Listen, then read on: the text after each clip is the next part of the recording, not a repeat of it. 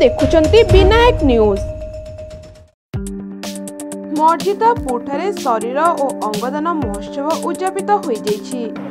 धर्मशाला block अंतर्गत मर्जितापुर पंचायत स्थित कल्याण मंडप परिसर में मंगलवार दिन कवाटबंध प्राथमिक स्वास्थ्य केन्द्र चिकित्सा अधिकारी डाक्तर रोटारियन निहार रंजन करंक उद्यम और सचेतन नागरिक मंचर सहयोग शरीर और अंगदान महोत्सव अनुष्ठित हो जाइछि।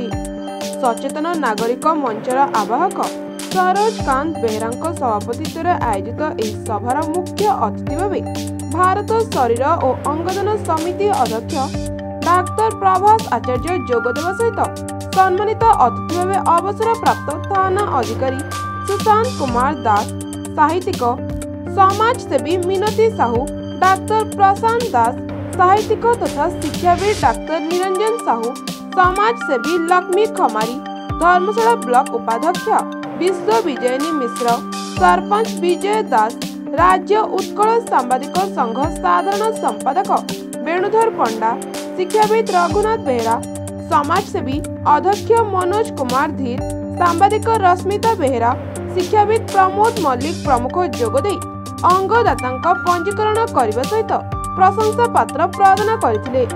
एही कार्यक्रम में स्व इच्छा 304 जन पुरुष और महिला अंगदान करने को पंजीकरण करथिले।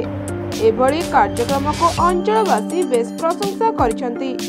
एही कार्यक्रम में जिलार बहु सांबादिक समाजसेवी जोगदे कार्यक्रम में सहयोग करथिले। Bureau report Vinayak news.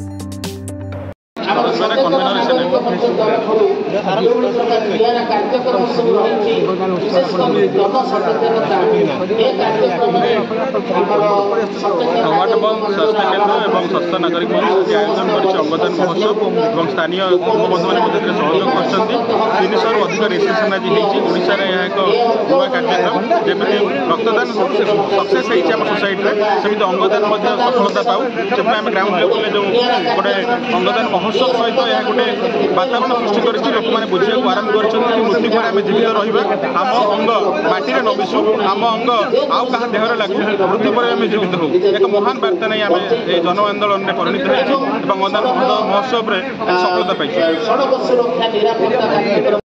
Vinayak news channel T भल लगुथिले लाइक कमेंट सब्सक्राइब और शेयर करने को जेपरि न भूलंती।